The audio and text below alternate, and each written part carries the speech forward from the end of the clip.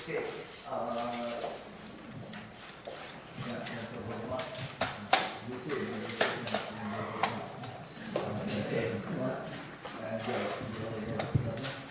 Firstly, my name is Chandra. I am the founder of the Global Institute for Tomorrow, and we are here in Jakarta for the last week, working on a very interesting project, which I hope I can give you some highlights. But we had with us 25 participants from 7-8 countries from the Asean region. This is our first ever Asean Young Leader Programme, and I believe we've even tried to bring the ASEAN Secretary from Jakarta involved, but hopefully next year we will have all the countries represented, and maybe I can just ask a couple of the people from the different countries to just put their hands up and say who you want. Would that be really good? So, just very quickly, yeah? We got 10 seconds. Saya Esther dari Indonesia. Azera from Thailand.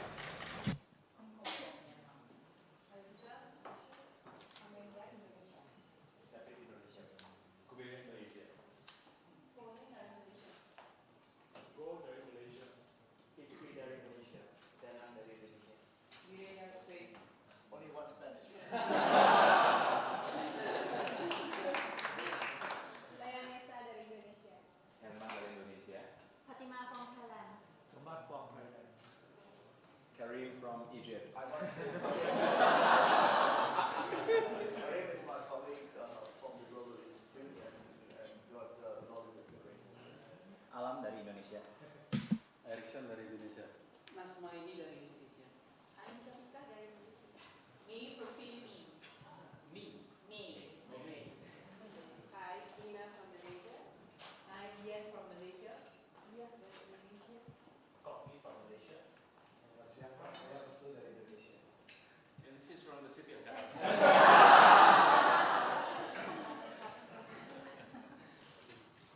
So the Global Institute runs this program for 5-6 times a year, and this is our first program just focused on ASEAN. And we were very privileged that your office was willing to accommodate us to run a program, and every program requires us to look at a particular problem and see if these smart people can come up with the right idea. So they were all looking for you last night. I have pictures to show you that they were looking for you. So in the last week, the team has worked up a proposal which to essentially address the issue of how to upgrade the skills of the most underprivileged in the society here. And to do that, we started by actually not just looking at computer screens, but they went to actually the most poor areas. I don't want to just say slums, but in the most poor areas. Many of them, I think, have never seen some of this. Even those from Jakarta, please admit it. They have never seen it. And then we had many meetings with all the stakeholders. So since Tuesday, we have been working on a plan. And they have developed a plan which we will present later of about 82 the highlights of one screen for what the business model is. Can you just see that?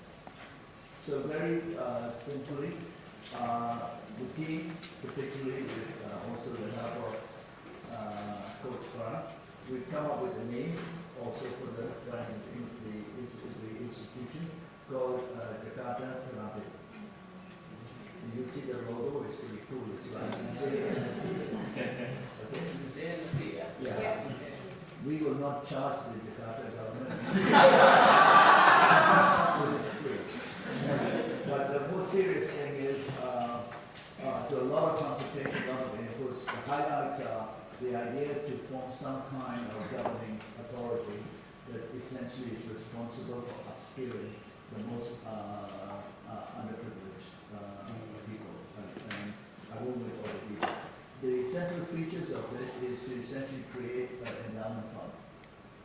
And the endowment fund will essentially look at contributions. I'm sure you know what the endowment fund were, but the endowment fund will essentially require some input from the government, but then we're looking at multilateral agencies, private clubs in Indonesia, and not all, but say 10 or 15 of the top companies in the multinationals, as well as local companies.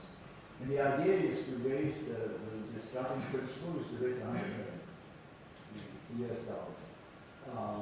Then we have a whole governance structure to make sure that the money is well managed, etc. And also to make sure that the fund is essentially then involved in creating what is the essence of the model. So on the second layer down here,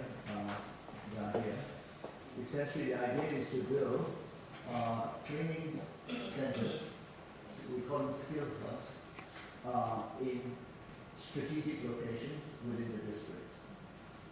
The average price, the average cost of building this, we're not talking about fancy buildings, but we think it's somewhere between 8 and 10 million for one. But we're talking about multi-tier.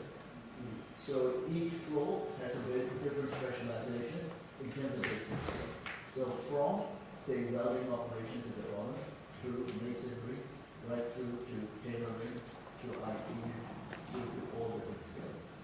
And the idea is to locate these in different locations so that they become essentially a hub within the community that attracts people so that people don't have to go across the city who already and traveling to spend a lot of money. So that we envisage 6 in the first 3 years and 10 in 5 years. 10 in 5 years. The financial numbers have already done as well. Looking at this. The endowment fund, of course, keeps a principal amount that essentially is fund managed. And the fund is managed, outsourced to asset managers. Could be a bank, could be whatever. And there are already precedents in Indonesia to do this with the Pelayanan fund, etc. These facilities over time, we think there could be as much as 20. We will one last couple of features. At the centers, we're looking for corporates to come in and be essentially sponsors. Why? Because they need the workforce. So corporates who can't go into the endowment fund come in at this level and essentially become sponsors. Sponsorship can include money, coaching, trainers, technical expertise, goods. For instance, Microsoft will come in and say, on the tech floor, they will provide the computers and all of that. So different companies will come in. So that's how we look at it. The pillars here you're looking at is essentially all the different types of partners that we could get, even universities. They come in NGOs. To reach out to the community, the NGOs can be part of the partnership here on this side. On this side. Then we look at, there's more detail on the types of sectors we are focused on. So we can focus on construction, automotive, and all the different ones, where the biggest need for basic skills and services, etc. We are very conscious that this group of people are probably not highly educated, but they are an extremely valuable capital that can be used. Now, quickly running through, so the output of this is essentially people with basic skills.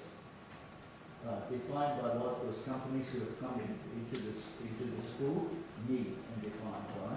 One of the things we then thought is each person who graduates from this will get what we call a gold card. Right? So they, you can call it platinum if you want. But they get some kind of card. And the idea is that becomes they are like an ID. The poorest people get an ID, which essentially rates them from a qualification point of view. Then we are asking for government policies which would essentially help. That if you go through that ID, you get preferential employment rights, and the companies that are involved will employ them preferentially. At the same time, that ID is digitized in a way that their skill sets become a digital CD. So if I'm a welder, and I got 30 or 40 hours of training through the center, and then my first job is with Toyota, and I got 3 months employment. I got 300 hours of learning to get into my CV, so I can be employed further and further and further my skill set. So that's we also then have inside here a sort of facility. What are we calling it now? Placement center. So that they don't just get trained, but they're within that facility there's a management structure that helps them to be placed. Right? So the companies that are partners, so, you can develop a huge database to get all the recruited in. And these people that feel some kind of ownership to belonging to the center. The placement center is also for recruitment. And the final thing is where do these people go? We identify 3 streams very quickly. Large companies who need these people. Secondly, SMEs and people who need just contract work. And then finally, of course, people who want to be self-employed and become entrepreneurs. In the details, we don't think all of these people can become entrepreneurs, as you know.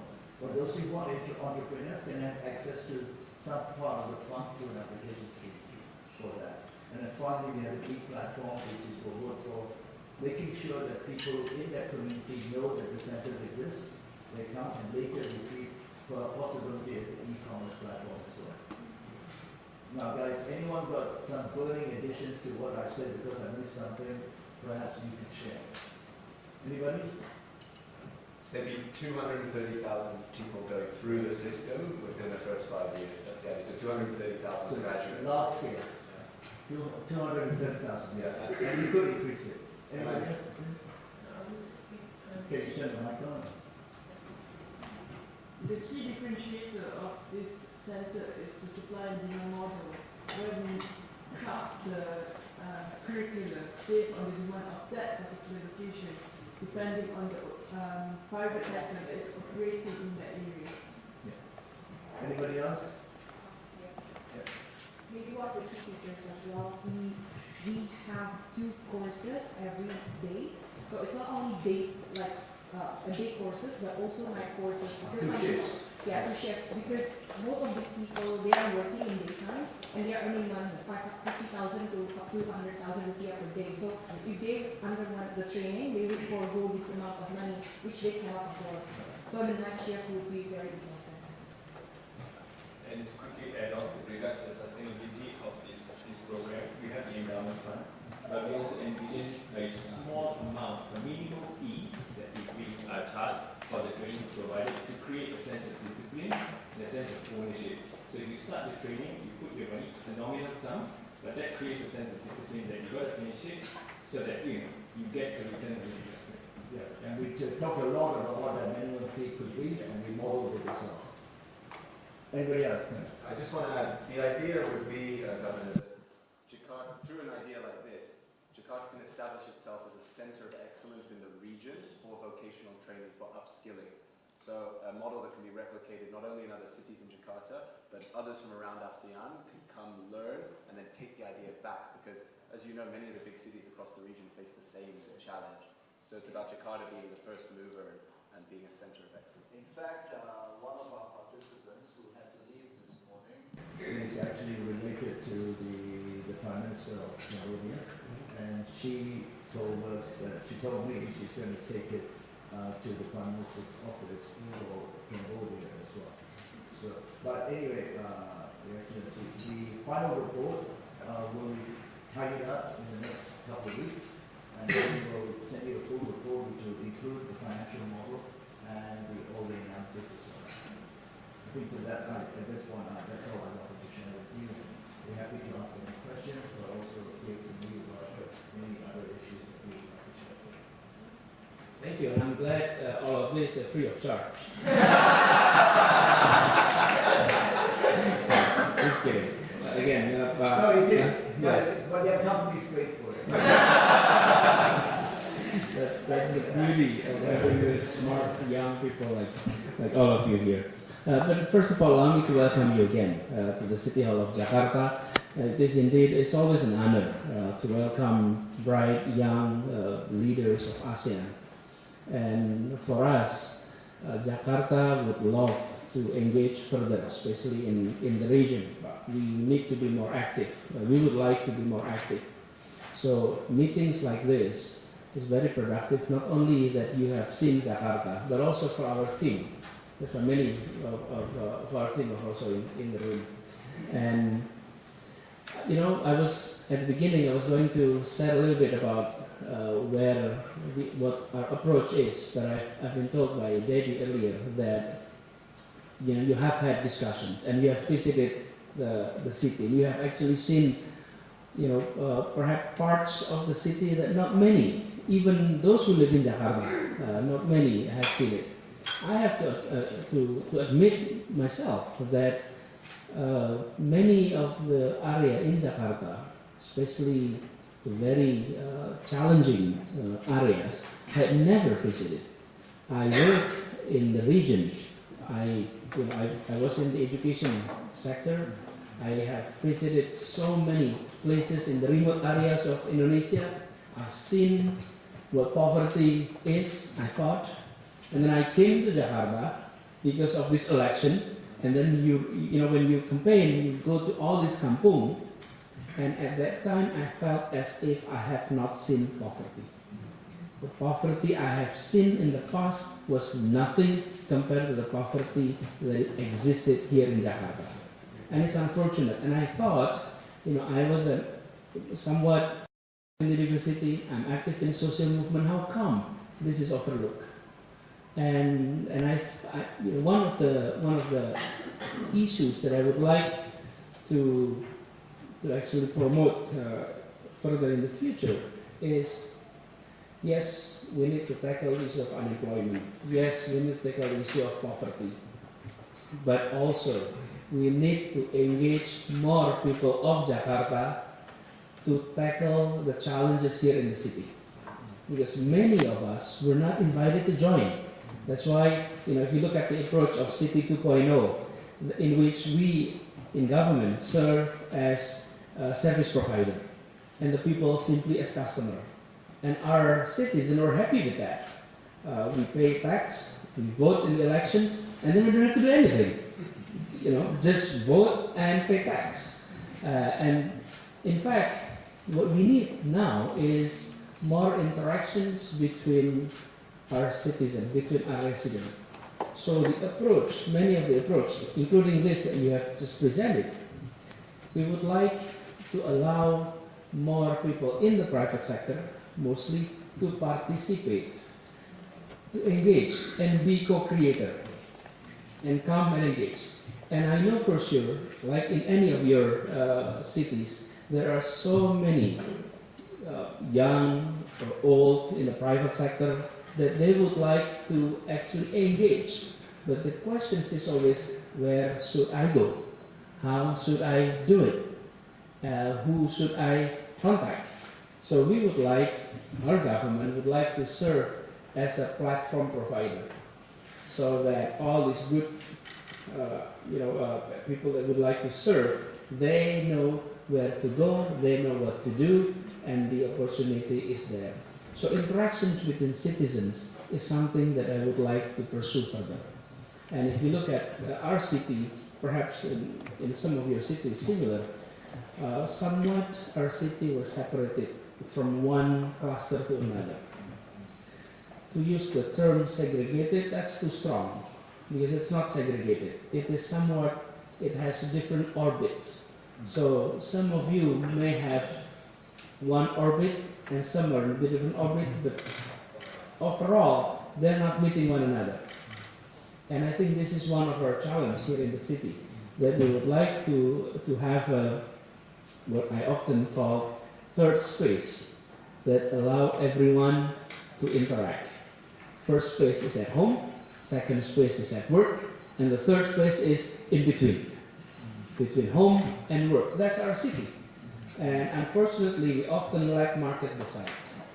And how we let market decide? We just allow malls to be developed everywhere, and those malls serve as place of interactions. And unfortunately, malls were also segmented. It targeted certain group of the society, and therefore you're not creating a third space that provide equal opportunities or equal feeling of equality in our cities. So those are some of our challenges. So looking, back to your proposals, this is very interesting, and it is indeed, if you survey the people of Jakarta, the result will be very different than if you survey what is considered as important in the social media.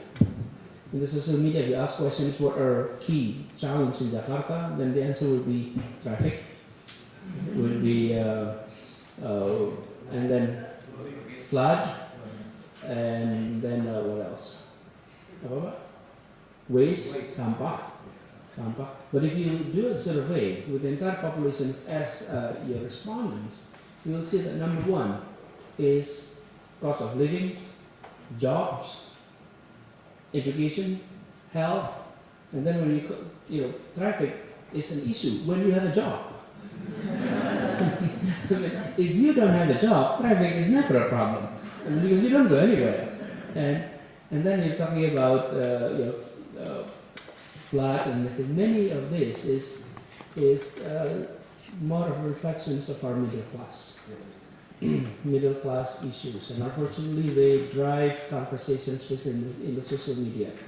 Our challenge, I am elected as governor for all, not only for a certain group, for everyone. And when we're talking about those who are underprivileged, then we have a large number of them.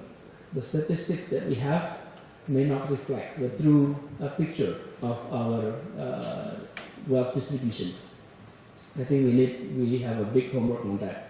So I will work on this further, but for sure we'll arrange that.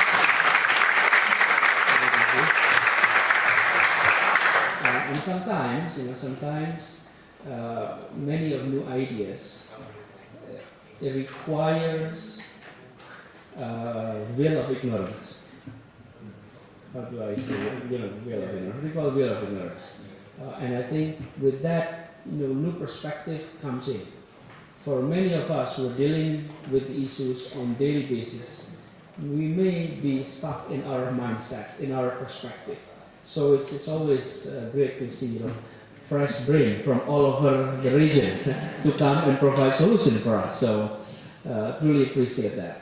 On the other aspect, which is also important, allow me to talk a little bit about why not only this project, but your project about it's called Southeast Asean Young Leaders Programs is, I look at your card, Global Institute for Tomorrow.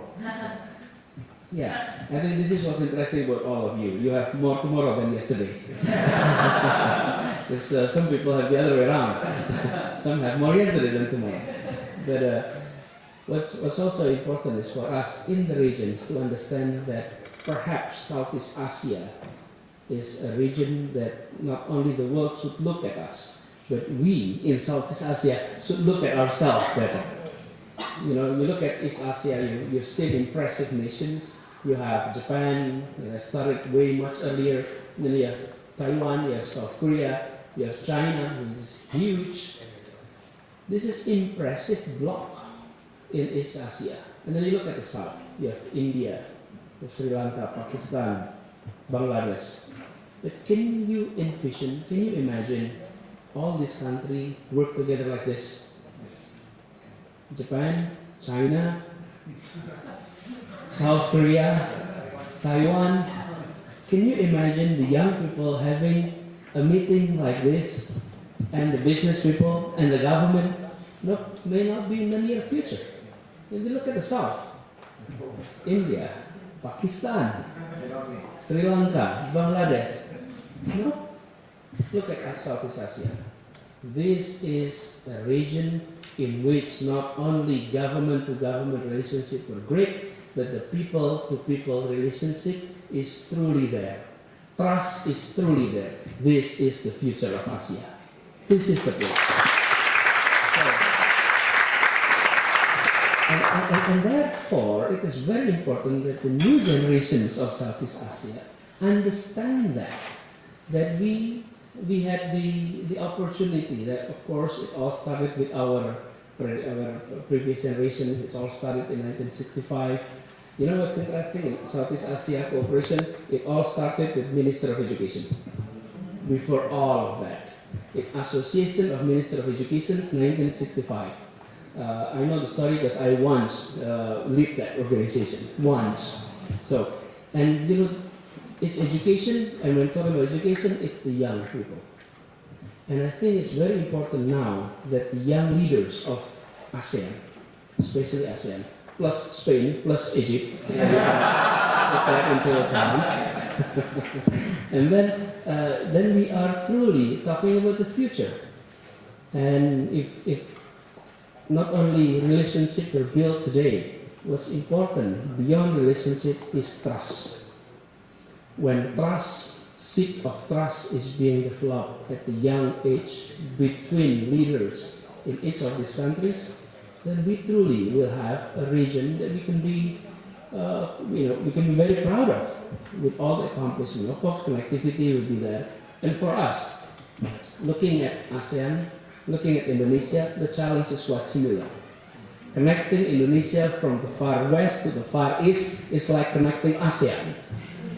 And therefore we're fortunate that Jakarta serves as the home base for Indonesia and for ASEAN, because the challenge is truly there. So I truly appreciate this program and the fact that you're inviting young, bright leaders, and we do hope that this is marking a new beginning.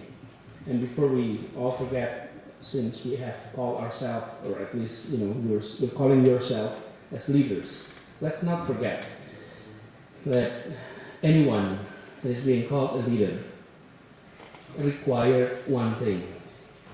Without that one thing, you are not a leader. You can be smart, you can be charismatic, you can be intellectual, but if nobody follows you, you're no leader. You are called a leader simply because you have follower. Without follower, you're no leader. So leadership has never been about position. Leadership is about influence and voluntary followership. And therefore, it's important for young leaders to put that in mind. The only requirement for someone to be called a leader is that you have followers. If nobody follows you, then you're no leader. Don't look at Instagram. don't look at Twitter. Well, that's not the issue. But why I mentioned about this? Because sometimes when we're talking about leadership, we often glorify leaders and forget the importance of follower. Without their voluntary followership, then we are never called leaders. I can be called governor not because people follow me, because I have the authority. So position never reflects leadership. It's nice to have someone in authority with leadership, but we often see if someone with leadership without authority, or vice versa, someone in the authority but had no leadership. What we would like for you is you have the combination of both. You have the leadership and the authority. Then you can make a difference in the society. So that's just one last point to welcome everyone, and of course your stay here hopefully will be something of a great memory, and this project will make a follow-up. I have the team coming here with me, so thank you.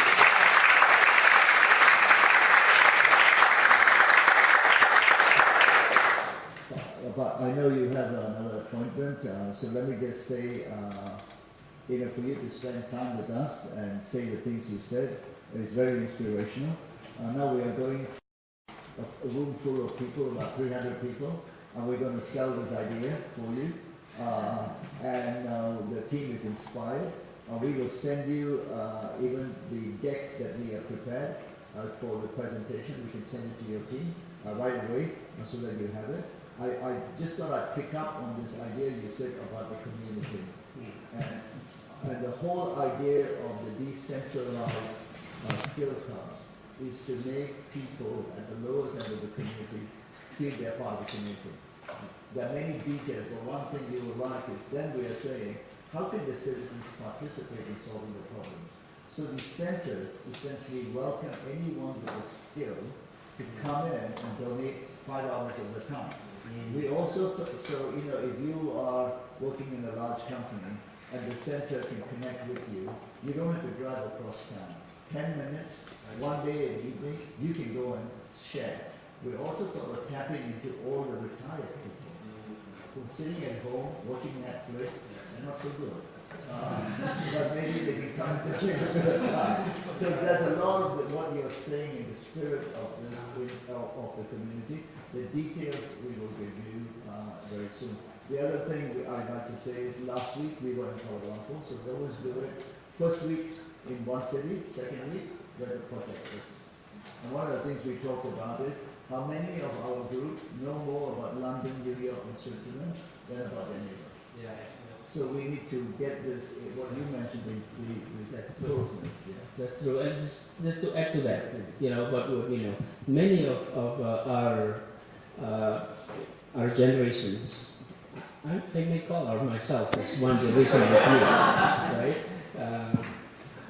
Many of our generations understand, you know, you mentioned about, you know, London more than your neighborhood.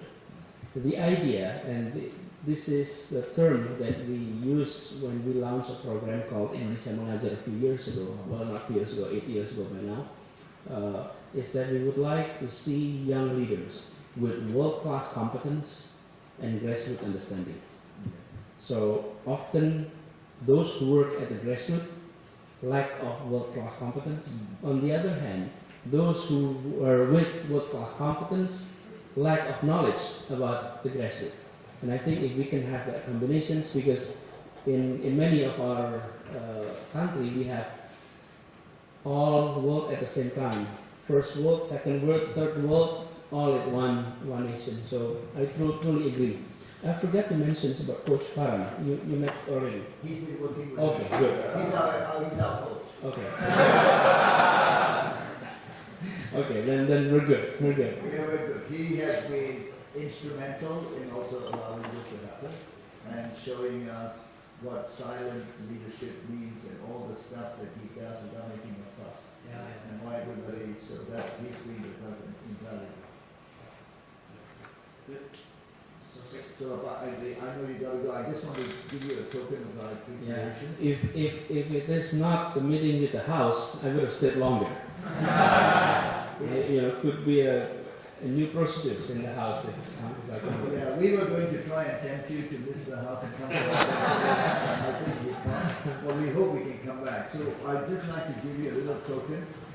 This is a book series that we do called The Other 100. This is the third